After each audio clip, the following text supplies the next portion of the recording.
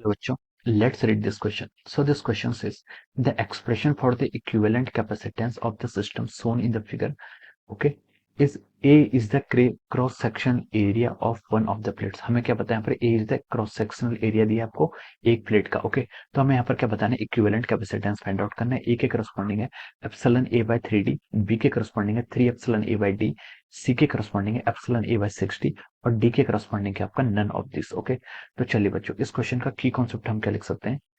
The key concept of this question, यहाँ पर हमें क्या फाइंड आउट करना है, आपका इक्विवेलेंट कैपेसिटेंस फाइंड आउट करना. ओके तो देखिए बच्चों, इस क्वेश्चन का की कॉन्सेप्ट हम क्या लिख सकते हैं, इक्विवेलेंट कैपेसिटेंस क्या लिख सकते हैं, आपका इक्विवेलेंट कैपेसिटेंस या फिर हम नेट कैपेसिटेंस लिख सकते हैं.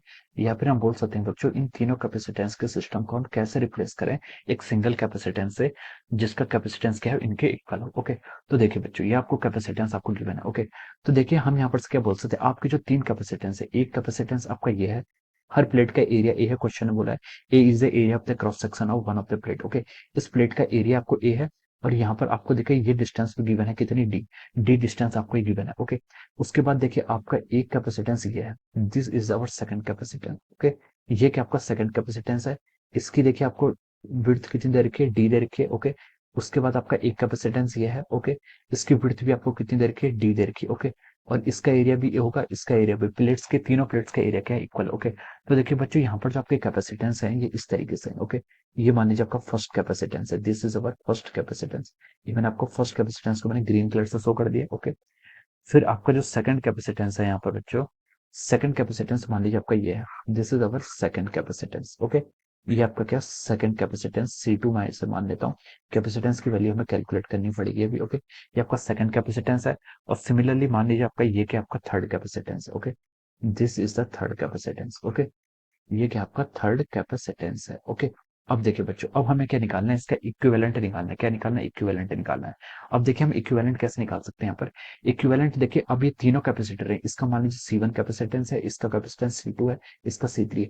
ये तीनों के तीनों क्या है, देखिए इनके अक्रॉस देखिए पोटेंशियल डिफरेंस तो इक्वल होगा, यानी कि अगर मैं इस पॉइंट के अक्रॉस, इस पॉइंट के अक्रॉस और इस पॉइंट के अक्रॉस यहाँ पर, और इस पॉइंट के अक्रॉस, इस पॉइंट के अक्रॉस और इस पॉइंट के अक्रॉस, पोटेंशियल डिफरेंस आपका सेम है. ओके जो पोटेंशियल डिफरेंस C1 के अक्रॉस है, ओके वही पोटेंशियल डिफरेंस C2 के अक्रॉस है और सेम पोटेंशियल डिफरेंस C3 के अक्रॉस होगा अगर हम इसको किसी बैटरी से कनेक्ट करते हैं. तो हम बोल सकते हैं कि अगर पोटेंशियल डिफरेंस सेम है तो ये तीनों का कॉम्बिनेशन क्या है, पैरेलल कॉम्बिनेशन. कौन सा कॉम्बिनेशन है, पैरेलल कॉम्बिनेशन है. और हमें पता है कि पैरेलल कॉम्बिनेशन में C इक्विवेलेंट किसके इक्वल होता है, आपका C1 plus C2 plus C3 के इक्वल हो जाता है. ओके अब देखिए बच्चों, यहाँ से C इक्विवेलेंट क्या होगा, C1 फाइंड आउट करते हैं. C1 क्या होगा, देखिए कैपेसिटेंस क्या होता है, epsilon A by D. Okay यहाँ पर क्या है, एप्सिलॉन टाइम्स कोई मीडियम प्लेस नहीं है तो परमिटिविटी क्या रहेगी, फ्री स्पेस की रहेगी एप्सिलॉन. ओके एरिया कितना है, एरिया हर प्लेट का ए ही है. Okay divide by D1, D1 कितना हो जाएगा, डी हो जाएगा. ओके प्लस C2 क्या होगा, epsilon A2 by D2. Okay epsilon आपका कांस्टेंट रहेगा, एरिया भी आपका हर प्लेट का सेम है ए, डिवाइडेड बाय डिस्टेंस.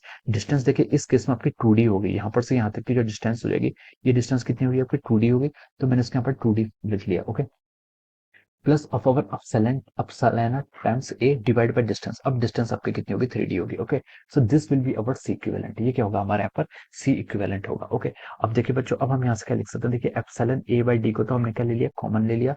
अब अंदर के बचे आपका 1 plus of 1/2 plus of 1/3. Okay हम इसको ऐसे लिख सकते हैं. ओके तो देखिए एप्सिलॉन A by D को हमने ऐसे ही रहने दिया. देखिए 1 प्लस 1/2 कितना हो जाता है आपका, 3/2 हो जाता है. ओके ये आपका कितना हो गया फिर, 3/2 प्लस 1/3 लिख सकते हैं. और अगर हम इसका फाइनल निकालना है तो कितना हो जाएगा, देखिए एप्सिलॉन A by D.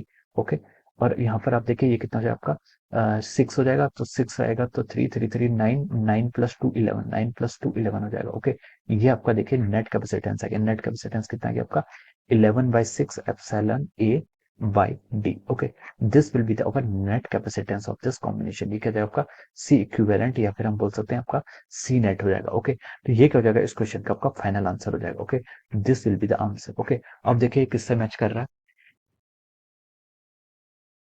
ये आपका देखिए ये किसी से भी मैच नहीं कर रहा. ओके ये आपका ए से, ये आप इसमें हम लिख सकते हैं, तो इसके लिए इसके करस्पॉन्डिंग जो आपका करेक्ट आंसर हो जाएगा वो क्या हो जाएगा आपका, ऑप्शन डी. ऑप्शन डी में बोले नन ऑफ दिस, तो हम बोल सकते हैं इसका जो करेक्ट आंसर हो जाएगा वो क्या हो जाएगा आपका, ऑप्शन डी. हम लिख सकते हैं और option D is the correct answer of this question. Option D यानी कि none of this is the correct answer of this question. Okay so I hope you all understood this concept.